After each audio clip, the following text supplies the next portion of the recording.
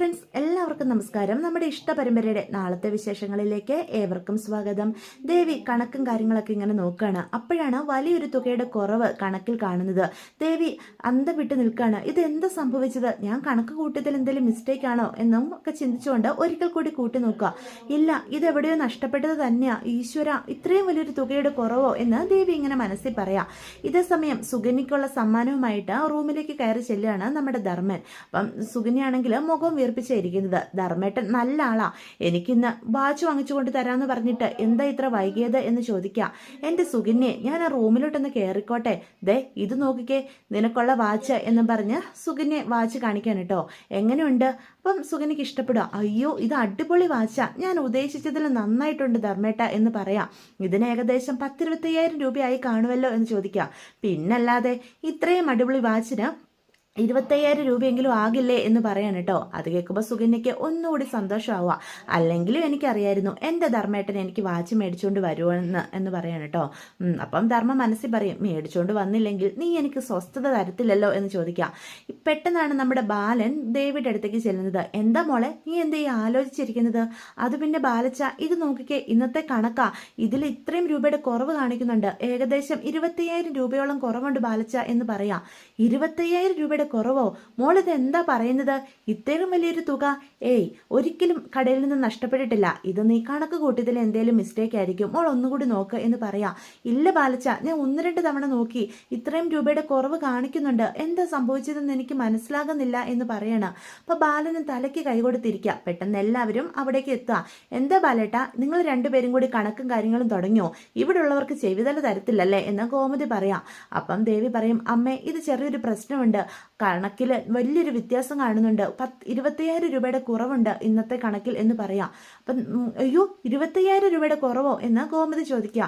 എന്താ പറ്റിയത്? അത്രയും കുറവ് ഒരിക്കലും സംഭവിച്ചിട്ടുള്ളതല്ലല്ലോ കടയിൽ എന്ന് പറയണം.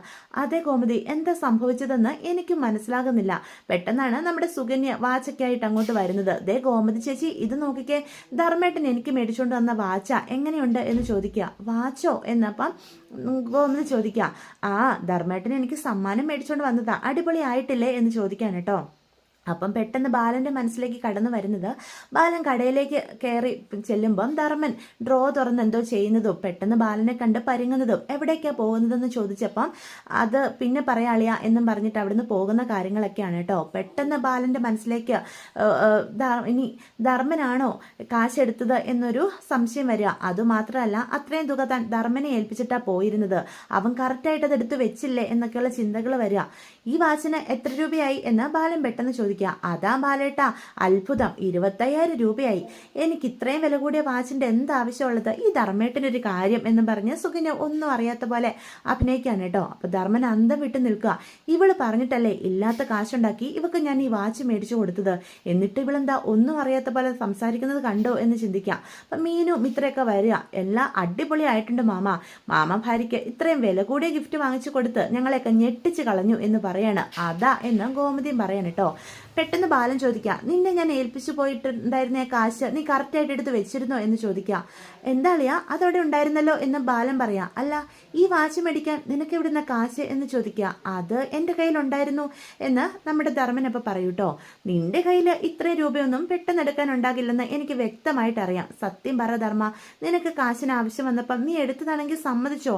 ഞാൻ ഒരിക്കലും നിന്നെ കുറ്റപ്പെടുത്താൻ പോകുന്നില്ലെന്ന് നിനക്കറിയാവുന്ന കാര്യമല്ലേ എന്ന് ചോദിക്കാം. അളിയനിത് എന്താ പറയുന്നത്? എന്താ അളിയ കാര്യം എന്ന് ചോദിക്കാം. അപ്പൊ ദേവി പറയും, അത് പിന്നെ മാമ, ഇന്നത്തെ കണക്ക് നോക്കിയപ്പം ഏകദേശം 25,000 രൂപയുടെ കുറവ് ഗോമതി സ്റ്റോറി കാണിക്കുന്നുണ്ട്. അക്കാര്യമാണ് അച്ഛൻ പറഞ്ഞത് എന്ന് പറയാം. അപ്പം ബാലനോട് ഞെട്ടിത്തെറിച്ചുകൊണ്ട് നോക്കുകയാണ് കേട്ടോ നമ്മുടെ ധർമ്മൻ. അളിയൻ എന്താ പറഞ്ഞു വരുന്നത്? ആ കാശ് ഞാൻ എടുത്തതാണെന്നാണോ അളിയൻ പറയുന്നത്? അങ്ങനെയല്ലടാ, നിനക്കൊരാവശ്യം വന്നപ്പോൾ നിന്റെ കടയാ, നീ അതിൽ നിന്ന് എടുക്കുന്നതിൽ ഞാൻ ഒരിക്കലും കുറ്റം പറയില്ല. പക്ഷെ എടുത്തതാണെങ്കിൽ നീ അതങ്ങ് സമ്മതിച്ചാൽ മതി എന്ന് വീണ്ടും ധർമ്മൻ തന്നെയാണ് ആ തെറ്റ് ചെയ്തതുപോലെ എന്നുള്ള രീതിയിൽ ബാലൻ പറയാൻ കേട്ടോ. അളിയൻ എന്നെ ഒരു കള്ളനാക്കാനാണോ ശ്രമിക്കുന്നത്? ഞാനാണ് ഗോമതി സ്റ്റോറി കള്ളത്തരം കാണിച്ചതെന്നാണോ അളിയൻ ചിന്തിക്കുന്നത് എന്ന് പറയാം. അളിയൻ പറഞ്ഞത് നേരാ, എൻ്റെ കയ്യിൽ കാശൊന്നും ഉണ്ടായിരുന്നില്ല. ഇപ്പൊ തന്നെ സുകന്യക്ക് ഇങ്ങനെ ഒരു സമ്മാനം മേടിച്ചു കൊടുക്കാൻ ഞാൻ കടം മേടിച്ചതാ എന്ന് പറയാൻ കേട്ടോ. ഇപ്പോഴും ബാലൻ അതൊന്നും വിശ്വസിക്കുന്നില്ല. കാണുന്നില്ല. ധർമ്മൻ തന്നെയാണ് ആ കാശ് എടുത്തത് എന്നൊരു ചിന്ത ബാലന്റെ ഉള്ളിലേക്ക് കടന്നു വരിക.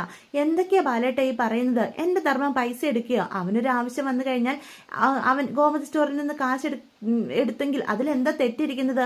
അത് അവന്റെ കൂടി കടയല്ലേ എന്ന് ചോദിക്കാം. അപ്പൊ ചേച്ചി പോലും താൻ എടുത്തെങ്കിൽ തെറ്റില്ല എന്നുള്ള രീതിയിൽ സംസാരിക്കുന്ന കേൾക്കുമ്പം താൻ എടുത്തെന്നാണ് അവരൊക്കെ കരുതുന്നത് എന്നൊരു ചിന്ത വരികയാണ് കേട്ടോ. അപ്പം ധർമ്മനാണെങ്കിൽ ഒന്നും പറയാനില്ലാത്ത പോലെ തോറ്റതുപോലെ നിൽക്കുക.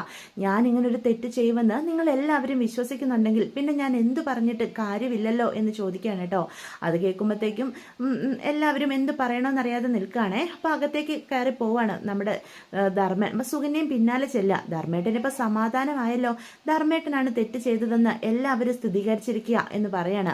ദേ, ഞാൻ എപ്പോഴും പറയാറില്ലേ, ഈ വീട്ടിൽ ധർമ്മേട്ടൻ ഒരു അന്യൻ തന്നെയാ. ഇത്രയും രൂപയുടെ കാശിന്റെ കുറവ് വന്നപ്പം ബാലേട്ടൻ ആദ്യം തന്നെ സംശയിച്ചത് ആരെയാ? ധർമ്മേട്ടനെ. അതിനർത്ഥം എന്താ? ധർമ്മേട്ടന് അത്രയ്ക്ക് സ്ഥാനമേ ഇവിടെ ഉള്ളവർ തന്നിട്ടുള്ളൂ. നിങ്ങൾക്ക് ഇപ്പോഴെങ്കിലും തൃപ്തിയായോ എന്ന് ചോദിക്കുക. നീ ഒന്നും മിണ്ടാതിരിക്കുന്നുണ്ടോ സുകന്യ എന്ന് ചോദിക്കാൻ കേട്ടോ. എന്നിട്ട് ധർമ്മൻ തന്റെ ബാഗിൽ പെട്ടെന്ന് പായ്ക്കുക. ധർമ്മേട്ടൻ എന്താ ചെയ്യുന്നത്? ഇപ്പം മനസ്സിലാകുന്നുണ്ട്. ഇനിയും നമ്മൾ ഈ വീട്ടിൽ നിൽക്കാൻ പാടില്ലല്ലേ? എത്ര തവണ ഞാൻ പറഞ്ഞതാ, നമ്മുടെ വീടല്ല ഇത്, കൃഷ്ണമംഗലമാണ് നമ്മുടെ വീടെന്ന്. അവിടെ സർവ്വ സൗഭാഗ്യത്തോടു കൂടിയും ജീവിക്കേണ്ട ധർമ്മേട്ടനാ ഇവിടെ വന്നിങ്ങനെ കഷ്ടപ്പെടുന്നത് എന്ന് പറയാം.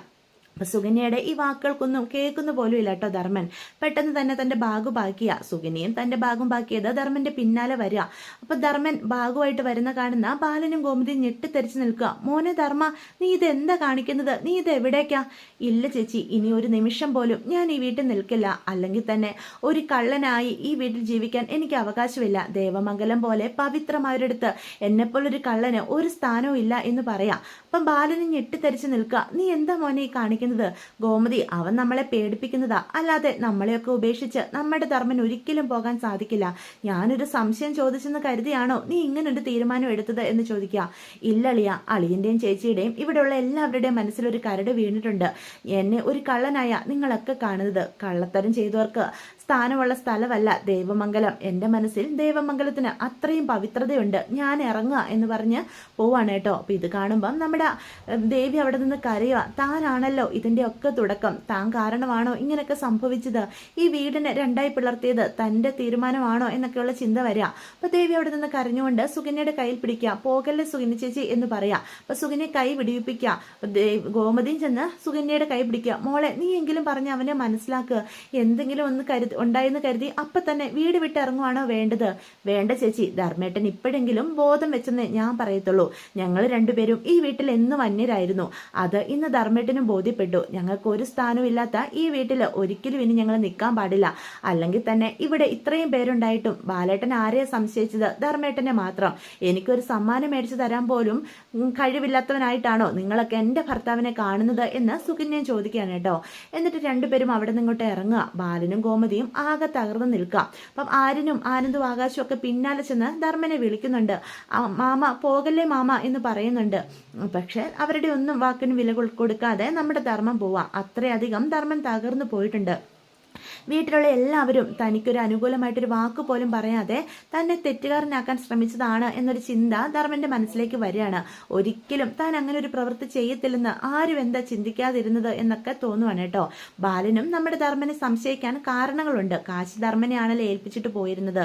അതുമാത്രമല്ല, പൈസ എടുക്കുന്നത് പോലെ ബാലൻ കാണുകയും ചെയ്തു. ഇതൊക്കെയാണ് സംശയം തോന്നാൻ ഇടയാക്കിയത്. മറ്റാരും അവിടെ ആ സമയത്ത് ഉണ്ടായിരുന്നില്ലല്ലോ. അപ്പൊ ദേവിയാണെങ്കിൽ ആകെ തകർന്ന് തരിപ്പണമായിട്ട് നിൽക്കുക. അപ്പം റൂമിലേക്ക് കരഞ്ഞോണ്ട് പോവാ. അപ്പം ആനന്ദ് ഒന്നും അറിയാത്ത പോലെ ദേവിയുടെ പിന്നാലെ ചെല്ലുക. നിനക്കിപ്പോ സമാധാനമായി കാണുമല്ലോ അല്ലെ? നീ ആഗ്രഹിച്ച പോലെ തന്നെ ഈ കുടുംബത്തിൽ ഓരോരോ പ്രശ്നങ്ങളായിട്ട് ഉണ്ടാകുന്നുണ്ട്. ദേ, ഇപ്പൊ എന്റെ മാമനും സുകന്യ ചേച്ചിയും ഈ വീട് വിട്ട് ഇറങ്ങിപ്പോയി. എല്ലാവരും പോട്ടെ, അല്ലെങ്കിൽ നിന്റെ സ്വാർത്ഥതയ്ക്ക് ഇവിടെയുള്ള ഓരോരുത്തരായിട്ട് ഇരയാകും എന്ന് പറയാണ് കേട്ടോ. എന്താ ആനന്ദേട്ടൻ പറയുന്നത്? ഞാനാണ് ഇതിനൊക്കെ കാരണമെന്നാണോ? പിന്നല്ലാതെ നിന്നോട് കടയിൽ പോകരുതെന്ന് 1000 തവണ ഞാൻ പറഞ്ഞതാ. എന്റെ വാക്ക് ധിക്കരിച്ച് നീ കടയിൽ പോയി. എനിക്കറിയാം നീ അറിഞ്ഞുകൊണ്ട് ഇങ്ങനെയൊക്കെ ചെയ്തത്. എന്നിട്ട് എന്റെ മാമനെ കള്ളനാക്കിയതാ. ആനന്ദേട്ടൻ എന്താ പറഞ്ഞത്? ഞാൻ പൈസ എടുത്തെന്നോ? ദേ, കൂടുതൽ നീ എന്റെ മുന്നിൽ കിടന്ന് അഭിനയിക്കരുത്. നീ നിന്റെ അച്ഛനും ഒക്കെ എത്രക്കാരാണെന്ന് എനിക്ക് വ്യക്തമായിട്ട് അറിയാം. ഈ വീട്ടിൽ ഓരോരോ പ്രശ്നങ്ങളായിട്ട് ഉണ്ടാക്കുന്നത് നീ ഒറ്റ ഒരുത്തിയ. കാരണം എന്താ? ഞാൻ നിന്നെ കൊണ്ടേ തിരിച്ചാക്കരുത്. അതിനുവേണ്ടിയാ നീ ഈ പ്രവൃത്തികളൊക്കെ ചെയ്യുന്നത്. അല്ല, നിനക്കിപ്പോ സമാധാനമായല്ലോ. നീ ആഗ്രഹിച്ച പോലെ തന്നെ കാര്യങ്ങളൊക്കെ നടക്കുന്നുണ്ട്. ഈ ദേവമംഗലം ഓരോ നിമിഷവും തകർന്ന് തരിപ്പണമാകുന്നുണ്ട് എന്ന് പറയാൻ കേട്ടോ. അപ്പോൾ ഇതൊക്കെയാണ് നാളത്തെ വിശേഷങ്ങൾ. ഇനി നമ്മുടെ സുകന്യയും ധർമ്മനും കൂടി വീട്ടിലേക്ക് കയറി കാണുന്ന കൃഷ്ണമംഗലത്തുള്ളവരൊക്കെ ഞെട്ടിത്തരിച്ച് നിൽക്കുകയാണ്. അതൊക്കെ മറ്റന്നാളത്തെ എപ്പിസോഡിലേക്ക് വരുള്ളായിരിക്കുമേ. അപ്പം ഇതൊരു കാരണമാക്കി എടുത്ത് അനുശ്രീയെ എങ്ങനെയെങ്കിലും അലോകും അച്യുതനും രാജശ്രീയും കൂടി ഒഴിവാക്കി ആ കോടീശ്വരിയെ കല്യാണം കഴിക്കാൻ പോകുന്നതും ഒക്കെ വരുന്നുണ്ട് കേട്ടോ. അപ്പം ഇതൊക്കെ നമുക്ക് വരും എപ്പിസോഡുകളിൽ പറയാവേ. അപ്പോൾ വീഡിയോ ഇഷ്ടപ്പെട്ടുവെങ്കിൽ ചാനൽ സബ്സ്ക്രൈബ് ചെയ്യാൻ മറക്കരുത്. ലൈക്ക് ചെയ്യാനും നിങ്ങളുടെ അഭിപ്രായങ്ങൾ കമൻസ് വഴി എന്നെ അറിയിക്കാം.